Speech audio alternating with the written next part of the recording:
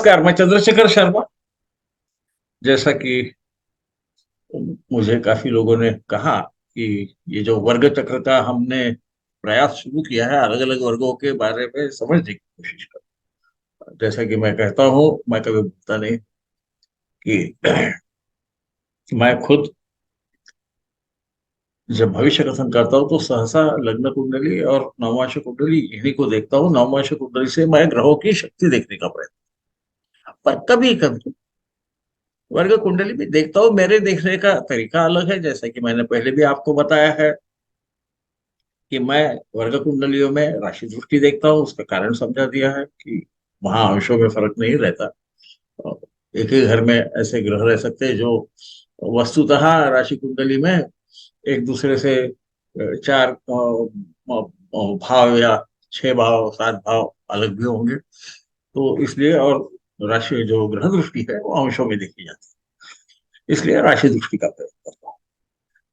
उसके बाद में जो वर्ग चक्र की जिस वर्ग चक्र को देखता हूँ उसको षडवर्ग, सप्तवर्ग, दशवर्ग और षोडश वर्ग, ये जो प्रकार है बलों के, उसमें जिसको 20 में से ज्यादा नंबर प्राप्त होते हैं, ज्यादा अंक प्राप्त होते हैं, इसका मतलब जिसका ज्यादा प्रभाव दिखाई देता है उन वर्गों में, उन वर्ग भावों में हम समझ लेंगे, तो उसका प्रयोग होता है। इसलिए षडवर्ग में हर वक्त षडवर्ग में वो ग्रह है या वो वर्ग चक्र है, वो भी एक भाग है, इसलिए उसका वहां से नहीं लिखता। मैं इस प्रकार से उनकी शक्ति देखता हूँ। आपको पता है 15 से 20 अच्छे परिणाम देते हैं, अच्छे परिणाम देते हैं। जो ये मेरा कुछ कहना नहीं है, पराशर जी ने जो कहा है वही मैं उसी का मैं अनुकरण करता हूँ। 10 से 15 ठीक रहता है, 10 के नीचे में थोड़ा परिणाम ऋणात्मक आता है, और 5 के नीचे वो कुछ परिणाम नहीं होता, ऐसा कहा गया है। इसका मतलब कि बहुत ही सूक्ष्म परिणाम होता है, न समझने के बराबर का परिणाम होता है, इस प्रकार से कहा। तो हम आज द्वादशांश कुंडली को देखेंगे, द्वादशांश वर्ग चक्र को देखेंगे, वर्ग चक्र को, कुंडली को। जैसा कि हमने पहले भी किया है कि एक बाजू में राशि चार्ट रहेगा, राशि चक्र रहेगा, उसको नेटल लिखा हुआ है। दूसरे बाजू में, यानी आपको बाएं साइड में दिखेगा राशि चक्र, और दाहिने साइड में दिखेगा द्वादशांश चक्र। उसमें D12 D12 इसमें लग्न में उसके लिखा हुआ रहेगा, ताकि हम समझ सके कि क्या है। उसके नीचे में हर ग्रह को सप्तवर्ग बल में कितने अंश मिलते हैं वो दिखाया गया है, क्योंकि सप्तवर्ग बल में द्वादश अंश को 4.5 अंक प्राप्त होते हैं 20 में से। इसका मतलब करीबन एक चौथाई हिस्से पे उसका अधिकार सप्तवर्ग में दिखता है बाकी के तुलना में। बाकी आपको पता है कि सभी वर्गों में ज्यादा जो गुण प्राप्त होते हैं, जो अंक प्राप्त होते हैं, वो लग्न कुंडली जिसको क्षेत्र बोलते हैं, और नवमांश कुंडली होते हैं। केवल षष्ठेश कुंडली में, षोडश वर्ग में षष्ठेश कुंडली को ज्यादा अंक प्राप्त होते हैं। तो इस प्रकार से उनकी महत्ता भी समझ जाती है हमको क्या है, क्यों मैं उसको प्रयोग करता हूँ। तो हम चालू करते हैं। मैं स्क्रीन शेयर करता हूँ ताकि हम उसे देख सकें, है ना।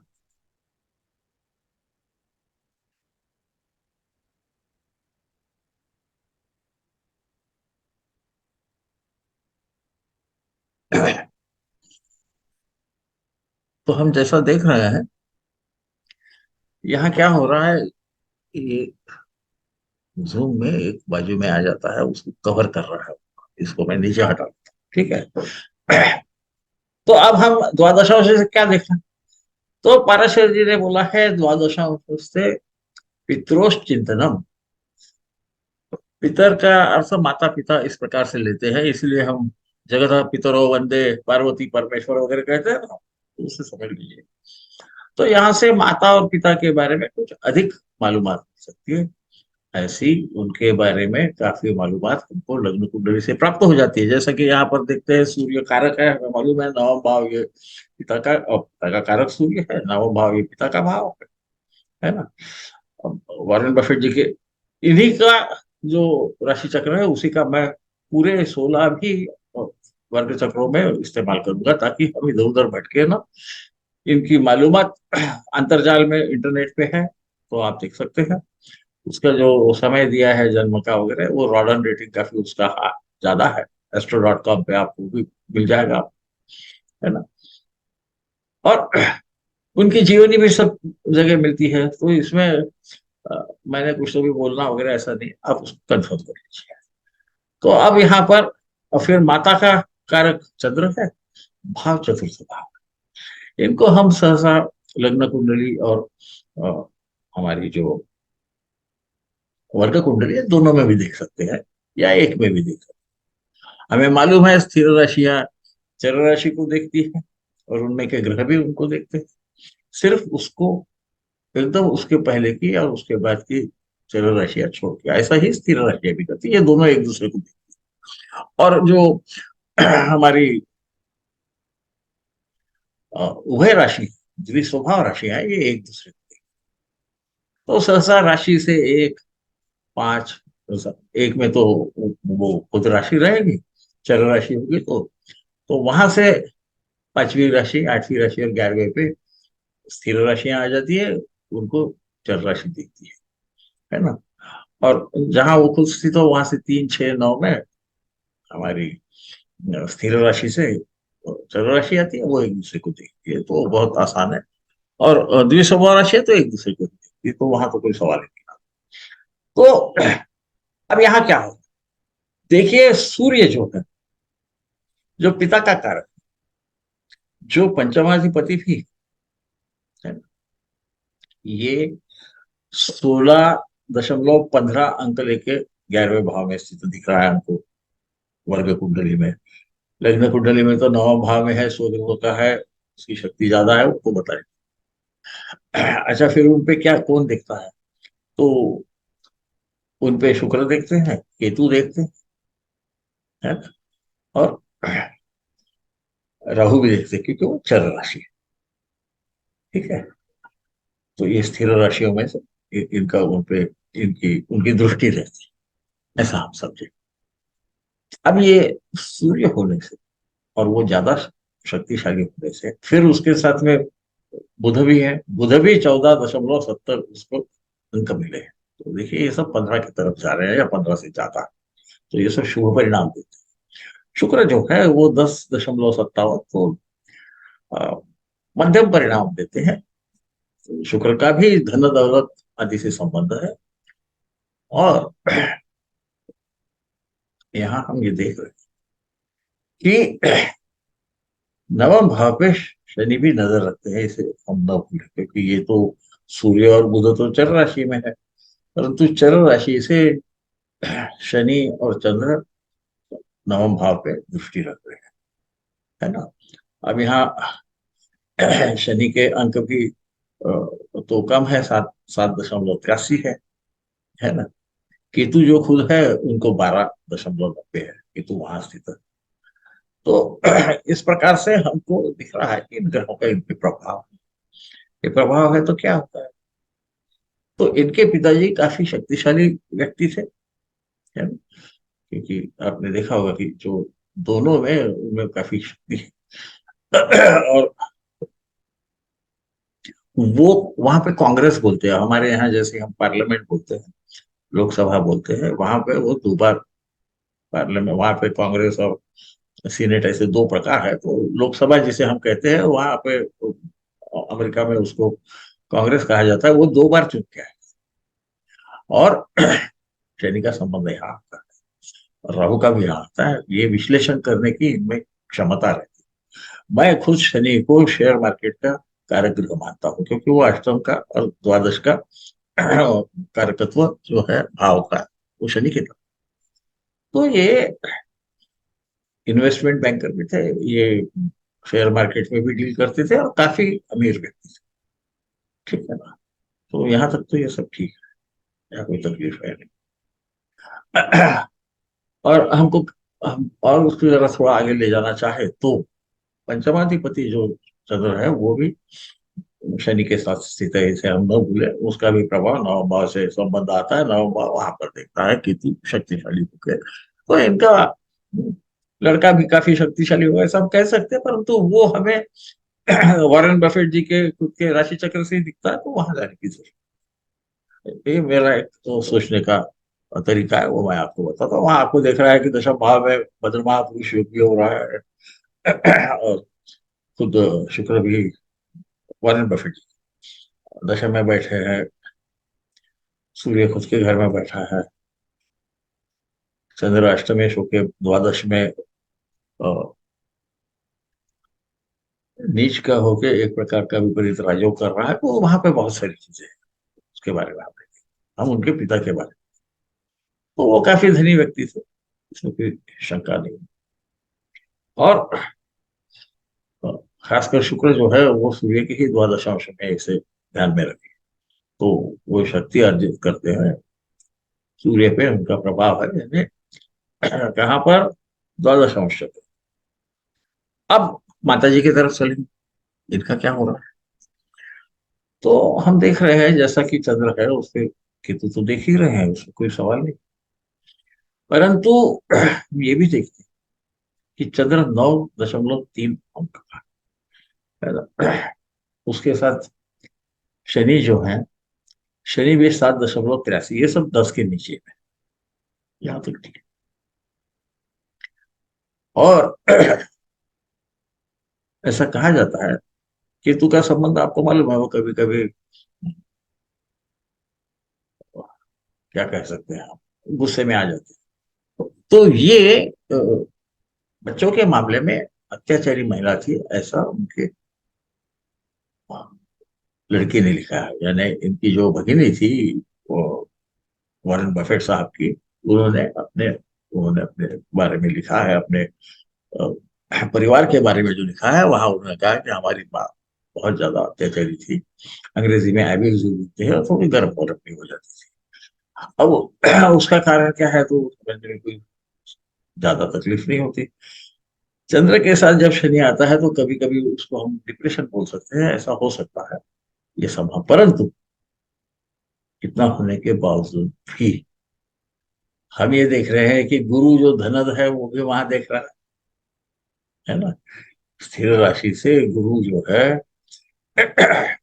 माफ कीजिए, जो 11.38 अंक लेके, उसकी भी दृष्टि है शनि और चंद्र पे। और शुक्र जो गहने वहने का आपको पता है, मैंने बोलने की जरूरत नहीं है, इसका जो स्वामी है वो सौख्य वगैरह देता है, उसकी भी दृष्टि वहां। तो ये महिला संपन्न थी, वो अत्याचारी थी अपने बच्चों के लिए, ये ठीक है, परंतु वो संपन्न महिला थी। वो कोई यानी इसके पिताजी खुद संपन्न थे वो अलग बात है, पर इनकी माता जी भी काफी संपन्न थी, ऐसा कहा गया।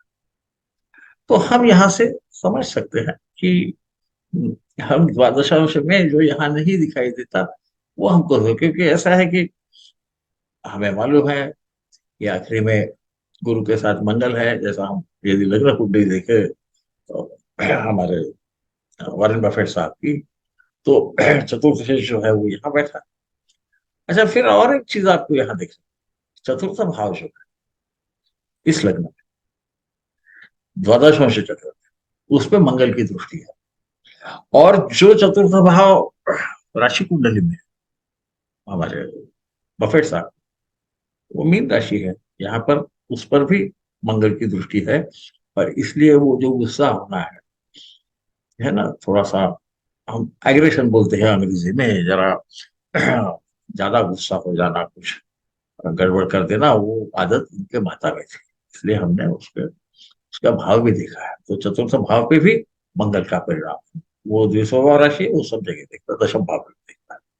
तो इस तरह से हम द्वादश अंश से के माता पिता के बारे में कुछ ज्यादा जानते हैं। इसका मतलब हम ये भी समझ सकते हैं कि हाँ चलो, कुछ तो ही नहीं, कुछ ना कुछ इनके पास संपत्ति वंपत्ति होना चाहिए। इस प्रकार से हम इसे सोचते हैं, और इस प्रकार से हम द्वादशांश से माता और पिता के बारे में जो चीजें जो यहाँ पे स्पष्ट नहीं होती लग्न कुंडली में जातक के, वो वहां से कुछ उसके अंश हमें मिलते हैं, याद रखिए कि ये द्वादशांश के जो परिणाम है, ये जो लग्न कुंडली में या राशि चक्र में, जैसा भी आप बोलना चाहे, कि दक्षिण भारत में उसे राशि चक्र बोलते हैं, हम लोग महाराष्ट्र से आते हैं, मैं महाराष्ट्र में रहता हूँ, वहां बड़ा बड़ा होता है, हमारे यहाँ लग्न कुंडली, एक ही बात है। उसके परिणामों का अतिक्रमण नहीं कर सकते, उसकी कुछ हिस्सा बता सकते, क्योंकि क्षेत्र यानी जो राशि है, जो लग्न कुंडली ये पूरा शरीर है, और ये इसके अंग है ना। इस प्रकार से इसको हमने देखना चाहिए, तब हम उसका अंदाज कर सकेगा, और इसी कारण से मैं इसका वक्त प्रयोग नहीं करता। यदि कहीं ऐसा ख्याल में आ गया, जैसा पढ़ते वक्त सोचा कि डोरिस बोलती है कि माता जी बहुत गर्म थी, तो क्यों थी भाई, क्योंकि शुक्र बुध तो शुभ ग्रह है, वो अ, वॉरेन बफेट जी की कुंडली में वो चतुर्थ पे देख रहे हैं, ऐसा कोई बहुत प्रॉब्लम तो नहीं दिख रहा। तो क्या है, तो फिर वहां से हमको थोड़ा सा अंदाजा आ जाता है कि हाँ, जरा गुस्से स्वभाव की होगी, क्योंकि अ, देखिए, लग्न कुंडली में ना तो चंद्र पे ना तो चतुर्थ भाव पे मंगल देखते हैं, तो ये ऐसा क्यों होता था, गर्म हो गई तो अत्याचार बच्चों पे अपने क्यों करती थी, ये समझ लेंगे। हाँ, ये हम समझ सकते हैं कि पंचम भाव में राहु है, थोड़ा बहुत शकीला स्वभाव होगा, वो अलग बात है। तो इस प्रकार से हमने वर्ग कुंडली का विश्लेषण करना योग्य होगा, ऐसा मुझे लगता है। तो आप लोग इससे भी आगे इसलिए जा सकते हैं कि देखिए, ये अथांग सागर है। कई बार मैं अंग्रेजी में अलग बोलूंगा, यहाँ अलग बोलूंगा, तो मुझे माफ कर दीजिए। उसका कारण ऐसा है कि मैं लिखा हुआ पढ़ना, वो मुझे स्क्रिप्ट लिखना और फिर उसको पढ़ना वगैरह आता नहीं। मुझे जो सूझता है वही मैं बोलते रहता हूँ, है ना। जो उसफुल को बोलते हैं उसको आप उसफुल को बोल सकते हैं। तो वो हम करते हैं, इसलिए कभी कभी ऐसा होगा, आपको लगेगा कि वहां कुछ अलग बोले, यहाँ कोई नहीं। उसका सारांश एक ही रहने वाला। इसमें इसका जरूर ध्यान रखिए कि सारांश में फर्क नहीं पड़ेगा ना। तो हर वक्त द्वादशांश कुंडली, कोई भी वर्ग कुंडली में, मेरा कम से कम मत ऐसा है कि हमने राशि दृष्टि ही ग्रहण करना चाहिए, और लग्न कुंडली का जिस भी भाव को देखते हैं, उस भाव का मालिक, उस भाव का कारक, उस भाव की राशि, इन पे हम ध्यान दें तो ज्यादा अच्छा होता है। जैसा देखिए, आप समझ सकते हैं कि लियो यानी सिंह राशि है, नवम भाव की सिंह राशि जो द्वादशांश में है, वहां शुक्र बैठे हैं। तो शुक्र आपको मालूम है भोग विलास के स्वामी है, मतलब वो धन वगैरह प्रचुर मात्रा में दे सकते हैं। हालांकि वो थोड़े कमजोर है इसमें, पर ये 10 अंशों के अंकों के नीचे नहीं। तो वॉरेन बफेट साहब उनसे भी ऊपर हो गया, तो ठीक है, उनको कुछ जो पिता से मिला उसको उन्होंने बढ़ाया, है ना। वो व्यवसाय एक ही प्रकार का था। तो हम इसको हमको ऐसा, तो मैं कुछ भी कह सकता हूँ कि भाई वो षष्ठ में है इसलिए उसी की मेहनत की वगैरह, ऐसा नहीं। हम यहाँ पे केवल पिता के लग्नाधिपति, उसका यानी पिता के भाव का अधिपति, उस भाव की राशि वगैरह, इनको देख के अ, इसके नजदीक जाने का कोशिश करते हैं कि कुछ है जो उसमें से छटाएं जो हमको हमारी छूट जाती है, उसको देखते हैं। यदि जरूरत पड़े तो इसे देखना चाहिए, ऐसा मेरा वैयक्तिक मत है। कुछ लोगों का कहना ऐसा है कि इसको लग्न कुंडली के समान ही हम पढ़ सकते हैं, वो भी सही हो सकता है। मैं उस पर इसलिए टिप्पणी नहीं करूंगा कि मैंने उस दृष्टि से यानी वहां पर ग्रह दृष्टि वगैरह मैं देखता, हो सकता है क्योंकि उसका कोई ऐसा समझिए कि पराशर जी ने उसमें कुछ लिखा नहीं है कि इसको देखना कैसा चाहिए। इसका उल्लेख हर जगह आया है ना। हमारे जातक पारिजात में है, वर्ग कुंडलियों का फल दीपिका में वो सहसा 13 ही वर्ग पकड़ते हैं, 16 नहीं पकड़ते वगैरह है। परंतु किस प्रकार से उसको देखते हैं, इसके ऊपर किसी ने कोई भाष्य नहीं। कुछ बात के आचार्य ने उसमें ज्यादा बोले, वराहमीर जी ने केवल उसके क्या योग होंगे ऐसा बता दिया है ना। तो मैं ये बार बार इसलिए कह रहा हूँ, कभी कभी आप लोग ये सब सोचते होंगे बार बार एक ही चीज क्यों रिपीट करते हैं, इसलिए कि मुझे भी याद रहे और आपको भी याद रहे, इसलिए कर रहा हूँ। तो इतना कह के मैं आपकी आज्ञा लेता हूँ। नमस्ते। आपकी टीका टिप्पणियां मुझ तक आने दीजिए, आपको अच्छा लगा तो इसको हम चालू रखेंगे। काफी लोगों ने लिखा है कि इसे चालू रखिए, इसलिए मैं इसको चालू रख रहा हूँ। मैं कोशिश करूंगा कि 16 के 16 वर्गों के बारे में वॉरेन बफेट जी का उसका जो राशि चक्र है वो, और उस वर्ग की कुंडली इसी प्रकार से जैसे यहाँ पे दी है, जो देखना आसान हो जाता है सामने। तो और कभी सप्तवर्ग बल आएगा, कभी दशवर्ग बल आएगा, तो ख्याल में रखिए कि उस जो अंश कुंडली है या वर्ग कुंडली है, उसको उन वर्गों में सबसे ज्यादा अंक प्राप्त हुए होंगे, मतलब वो वर्ग लेने के बाद में हमको उसका प्रभाव ज्यादा दिखेगा, ऐसा मैं मानता हूँ। उसके बारे में भी कुछ ऐसा तो बोलते हैं कि षडवर्ग में सब कुछ आ जाता है, षडवर्ग के ऊपर जाने की जगह बहुत से ज्यादा सप्तवर्ग, वैसा जाते साथ ये इसमें से 9 जो वर्ग है ना वो निकल जाते हैं ना, क्योंकि षोडश वर्ग है 16। तो मैं आपकी आज्ञा लेता हूँ। शुभ रजनी।